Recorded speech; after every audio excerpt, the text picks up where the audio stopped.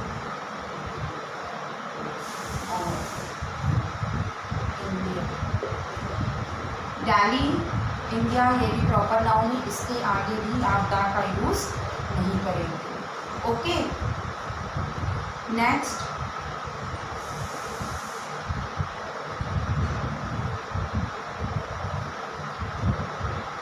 सूरत के साथ ही इसलिए आप दा का यूज़ नहीं करेंगे। ओके, यहाँ पे मैं एक बात और बता दूँ, कुछ एक्सेप्शनल केस होते हैं, जैसे कि आपका यूएस से, इसके साथ हमेशा दा का यूज़ किया जाता है। ओके, पंजाब के साथ भी दा का यूज़ किया जाता है, क्योंकि इनके कुछ फिजिकल फीचर्स हैं जिनके कारण इनके साथ दा को लिया गया है। ओके, तो ये डाउट आप मत रखिएगा कि यूएसए का तो मैम ने नहीं बताया, पंजाब का नहीं बताया, तो कुछ ऐसी कंट्रीज़ हैं जिनके नाम के आगे दा का यूज़ करते हैं। Now again come to your topic, omission of the. Next, languages.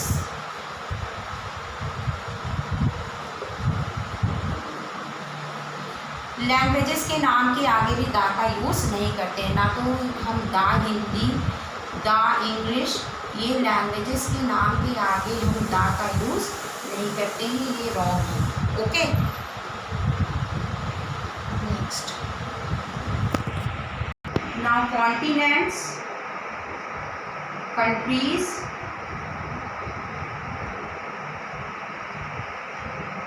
इनके साथ भी हम इनके साथ भी हम दा का यूज़ नहीं करते हैं। नाम के आगे भी आप दा का यूज़ नहीं करेंगे, जैसे कि एशिया, अफ्रीका कॉन्टिनेंट है, तो इनके आगे हम दा का यूज़ नहीं करेंगे। इंडिया कंट्री, इसी तरह से और भी कोई भी कंट्री हो उसके आगे भी आप दा का यूज़ नहीं करेंगे।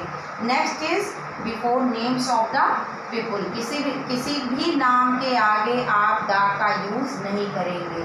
कभी भी हम नहीं लिखते the Neha, the Rahul, that is wrong. Name के आगे हम दा का यूज़ नहीं करेंगे। ओके, दैट इज़ रॉन्ग, ये रॉन्ग है। Next come to number 5, before individual names, मतलब जिनका केवल अकेला नाम होता है उनके नाम के आगे भी हम दा का यूज़ नहीं करते हैं, जैसे कि mount Everest. Okay, next, before means, मतलब किसी भी मीन का नाम लेने के पहले हम दा का यूज़ नहीं करते हैं, जैसे डिनर इज रेडी।